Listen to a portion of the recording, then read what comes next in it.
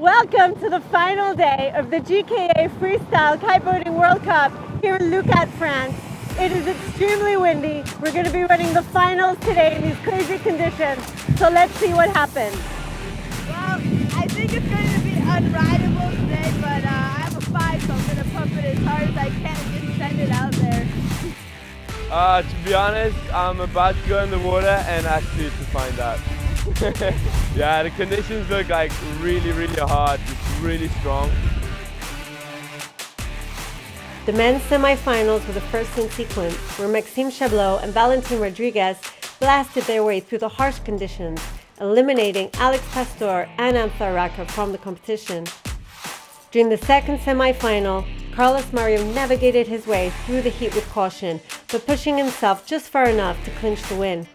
Gianmaria Coccoluto landed a decent trick list, including a front blind mob and a back mob, and secured his spot in the final. After a short break, the men's final commenced, with the riders pushing their limits in the extreme winds.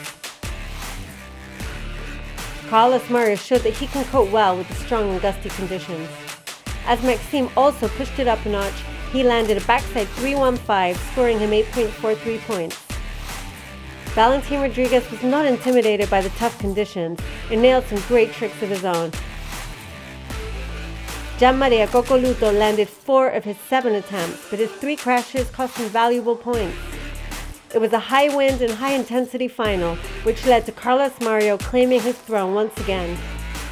Maxime Chablot finished extremely close behind him, with Valentin Rodriguez in 3rd and Gianmaria Coccoluto in 4th. Minha bateria foi bem difícil, as condições estavam muito difíceis, o vento estava muito forte, muito rajado.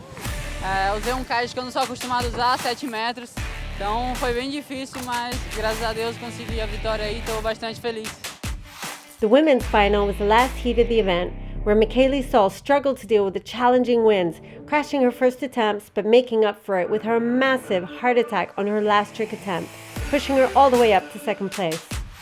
Claudia Leon from Spain concentrated on landing some basic tricks and played it safe until her last attempt, where her 6.59 score secured her very first podium finish in 3rd position, meaning Pippa Van Eersel had to settle for 4th.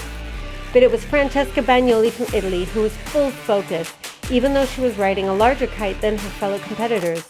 She pulled it together, went all the way, her first time ever climbing all the way to the very top of the podium. I'm pretty happy with my performance. I was so scared at the beginning because I was riding with 7 and the wind was pretty strong, but then I felt confident in the water. What a start to the 2019 freestyle season. The tour continues with its next stop in Gran Canaria this June.